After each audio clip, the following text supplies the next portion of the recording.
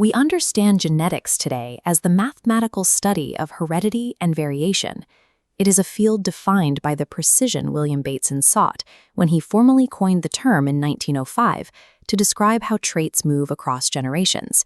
But before 1865, humanity possessed no working mechanism for inheritance.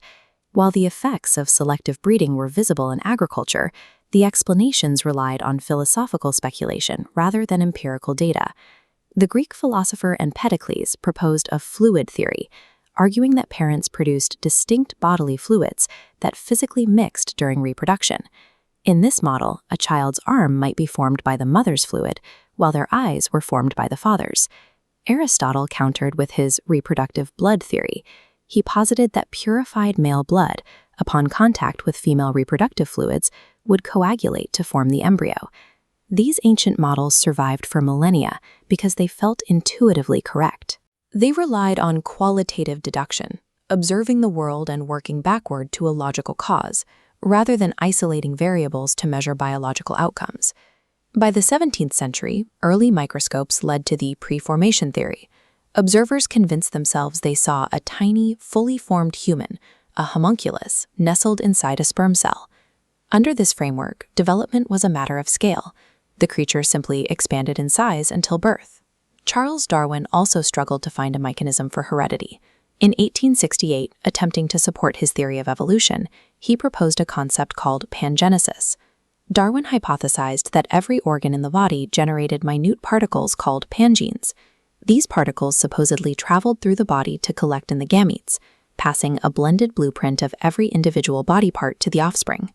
Pangenesis and preformation both relied on descriptions of unseen processes.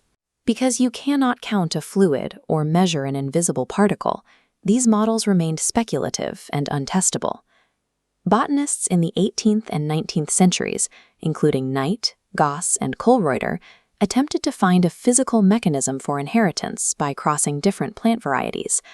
Their experimental designs failed because they attempted to track the traits of the entire plant at once, crossing complex hybrids. They were simultaneously observing stem height, leaf shape, and flower color. This approach produced an unreadable mess of intermediate blends. Without a mathematical framework to isolate individual variables, it was impossible to see the rules governing the data. The barrier to discovery was not a lack of effort. These hybridists were performing the labor, but they were missing the statistical tools required to interpret biological results. To find mathematical laws in biology, a researcher must first control the transmission mechanism. This requires a distinction between asexual and sexual reproduction. Asexual reproduction is monoparental. A single organism undergoes mitosis to produce offspring known as ramets. A group of ramets forms a clone, where every member shares an identical genotype with the parent. Because there is no recombination, there is no variation for a geneticist to track. Sexual reproduction is biparental. When male and female gametes fuse together, they create true offspring. This fusion creates genetic recombination. The resulting offspring possess a unique genetic signature, distinctly different from either individual parent. Variation is the prerequisite for genetic analysis. By utilizing sexual reproduction, Mendel had an engine that would move specific traits across generations in observable ways. At the Augustinian monastery in Brunn, Gregor Mendel executed a research program involving more than 10,000 specific plant crosses over the course of 14 years. This volume of data was made possible by his choice of model organism, the common pea plant, Pisum sativum. Because the pea is an annual plant with a short life cycle, Mendel could observe multiple generations of offspring in a single year. Furthermore, pea plants naturally self-pollinate within their closed petals. This ensured his starting plants were homozygous, or pure breeding, providing a stable genetic baseline. By utilizing an organism with high reproductive speed and genetic purity, Mendel could generate a sample size large enough to reveal statistical patterns. To control his crosses, Mendel used a technique called emasculation.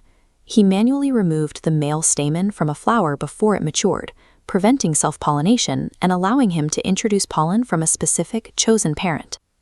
With reproduction controlled, Mendel narrowed his focus. Unlike earlier hybridists who studied the whole plant, he tracked only one single character at a time. He selected 7 specific traits: seed shape, cotyledon color, flower color, pod shape, pod color, flower position, and plant height. These were binary traits. A seed was either round or wrinkled, a pod was either green or yellow. There were no intermediate blends to confuse the results. By selecting mutually exclusive traits, Mendel eliminated the ambiguity that had stalled previous research. He had reduced biological complexity to discrete data points. This allowed him to apply the mathematical rigor necessary to uncover the laws governing life. By tracking binary traits across thousands of crosses, Mendel generated a volume of data that revealed consistent mathematical patterns. When crossing purebred parents, the first generation of offspring showed only the dominant trait. But in the second generation, the hidden recessive trait reappeared in a predictable ratio, 3:1. In 1865, Mendel presented Experiments on Plant Hybridization to the Natural History Society in Brunn, providing the first statistical proof for the laws of inheritance. The work was ignored. The scientific community was preoccupied with Darwinian evolution and lacked the statistical training to interpret the significance of Mendel's ratios. The history of the 1865 paper shows that even mathematically sound data remains invisible if the audience lacks the framework to interpret it. Seeking recognition, Mendel contacted the botanist Carl von Nageli. Nageli was skeptical of the pea plant data and urged Mendel to replicate his results using hawkweed. Mendel complied, but the hawkweed experiments failed to produce the 3:1 ratios. The results were chaotic, leading Mendel to doubt the validity of his own laws. Neither man realized that hawkweed reproduces through apomixis, a process where the plant produces viable seeds asexually without fertilization. Because apomixis is asexual, the seeds are exact genetic clones of the parent. There is no recombination, making the laws of inheritance impossible to observe. An unknown biological variable, apomixis, nearly suppressed one of the most significant discoveries in scientific history. Mendel died in 1884 without receiving credit for his work. In 1900, 3 botanists, de Vries, Correns, and von Schermach, independently conducted their own inheritance experiments. As they prepared to publish their conclusions, they discovered that an unknown monk had reached the same results 35 years earlier. This rediscovery validated Mendel's laws and established the foundation for modern genetics. It confirmed Gregor Mendel's legacy as the father of genetics. His work demonstrates that scientific progress often requires looking past biology and using the rigid logic of mathematics to solve the mysteries of life.